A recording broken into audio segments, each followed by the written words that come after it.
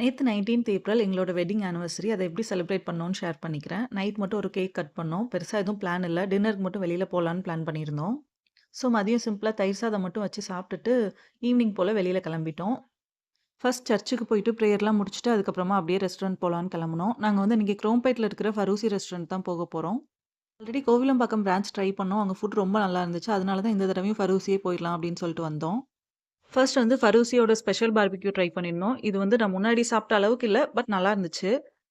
அப்புறமா மண்டி rice try பண்ணியிருந்தேன். நான் இதுக்கு முன்னாடி மட்டன் ட்ரை பண்ணியிருக்கேன். இந்த தடவ பார்பிக்யூ சிக்கன் மண்டி ட்ரை பண்ணேன். இது வந்து குவார்ட்டர் பிளேட் தான். பட் எங்க 2 பேருக்கு ரொம்ப தாராளமாவே இருந்துச்சு.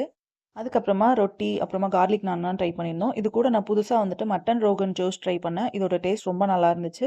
மட்டனுமே ரொம்ப சாஃப்ட்டா குக் ஆயிருந்துச்சு. எனக்கு ரொம்ப புடிச்சிருந்துச்சு. நான் நல்லா என்ஜாய் பண்ணி சாப்பிட்டேன்.